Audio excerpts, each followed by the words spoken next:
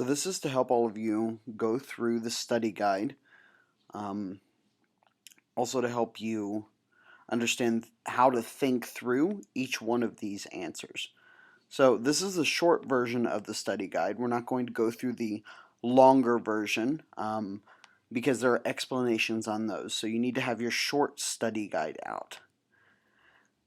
As you come across the first paragraph, make sure that before you even look at the paragraph, look down here as to understand what you need to be sorting. So for example, you know you're going to be looking for ablatives after prepositions, genitive nouns, infinitive verbs, fourth principal parts used as adjectives, and pluperfect tense verbs.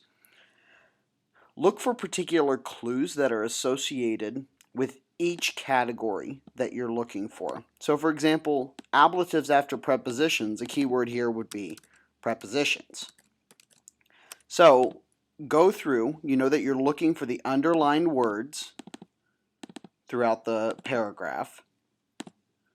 Look firstly for any prepositions that come before words because, again, a good way to sort through these is just looking for some of these keywords as in preposition. So look through all of the underlined words and see, are there even any prepositions before it? So for example, attorno, we just found that yes, there is a preposition right before that. So we'll mark that one for a second and we'll come back to it. Let's keep going. Proponere, we can tell there is no preposition before that. So even if we thought it was an ablative, right, there is no preposition before it. So we know that it's not going to be an ablative after a preposition. In loco comodo, we look for loco.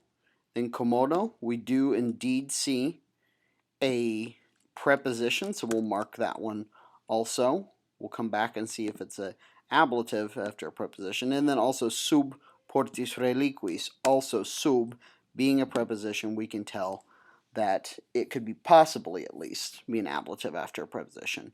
Look through pugno verunt, no preposition. Fecerunt, no preposition. Amata, non is not a preposition, so usurant, no preposition before that. Turni, no preposition before that. Periculorum, also no preposition before that. So we have three choices and two boxes that it can put it in. So let's just make sure that each one of these is indeed an ablative. Torno, I look at firstly at my cheat sheets and say, is that O ending on torno, that long ending, is that an ablative? So I come down here to my cheat sheets and my ablative row. I do indeed see that long O. So I can confirm that that is indeed an ablative. So I put that on. And I can say a turno. And if you're doing this on a computer, you can just copy and paste. A turno.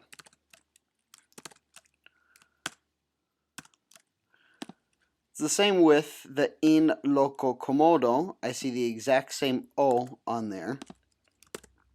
And thus I can copy and paste that in. We do see subportis here, but it's only asking for two, so we can move on. Genitive nouns. Now, again, this is where going back to our cheat sheets would be very helpful. So as we move to the cheat sheet, we would be looking for the genitive row right here. So do I see any underlined words that end in I, autumn, autumn, or autumn? So as I come back here, am I looking for any I's, E's, autumns? Don't see any with pugno verunt, none with fecerunt, none with amata, none with userunt, none with teritum, right? I might see a UM there, but it's not an ORUM. Mitere, turni. Okay, does that match up with being an I? Indeed it does. So I could put turni here. And then periculorum, which is the last one, indeed has the aurum ending. So I would put periculorum. Then we come here to infinitive verbs, and again, we're asking ourselves, what do I know about infinitive verbs? I know, for example, that all infinitive verbs will end in are, long ere, the short ere, or ire. So I'm basically only going to look for these endings right here. Are there any ares, eres, or ires? Non intorno, proponere, indeed, is an infinitive because it has this short ere here, so I put proponere. Commodo, no ere, are, portis, reliquis, pugnaverunt. Again, a verb, but not an infinitive. No, none of these endings right here. Fecerat, amata, userant, stonan, teritum, and then we come to mittere. I can tell that mittere is indeed an infinitive because, again, it has this short ere ending here. Same thing with the fourth principal part, uses adjectives. Again, we know that fourth principal parts are things like amatus or propositus, or it's another example, missus from mittere. So we're looking for any of these fourth principal parts, but making sure that they're being used as an adjective. Being used as an adjective and not, for example, inside of a noun like amatus est, which means he had or he has been loved. So again, we're making sure that we're looking for it used as an adjective and not in a verb. So again, we're going to be looking for my verbs. Proponere, we already said that's an infinitive, so definitely not an adjective. Commodo, not a fourth principal part. Portis reliquis, still not a fourth principal part. And then we have amata, which is indeed a fourth principal part used as an adjective. You see that the amatus changed to the amata because it's an infinitive. Because it's a feminine. And again, just making sure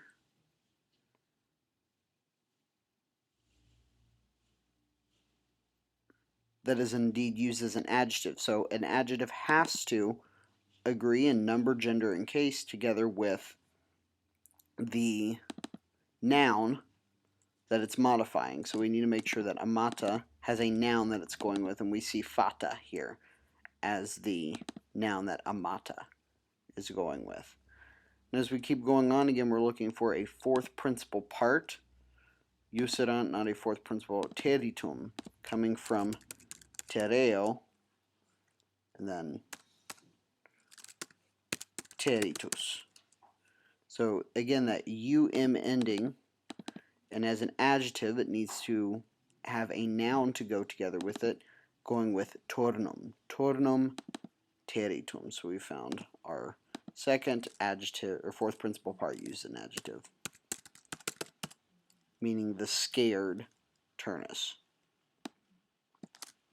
Then we're looking for pluperfect tenses. Again, pluperfect tenses, we all know, have something that has to do with erat, or eram, or eras, any of those endings. So in that at, erat ending, again, we see fecerat right here,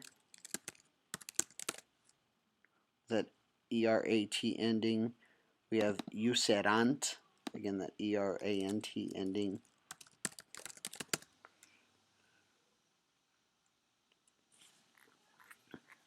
And again, there being a mistake on this one, there shouldn't be 3. We've only found 2 because teritum mittere turni periculorum. There are no ants there.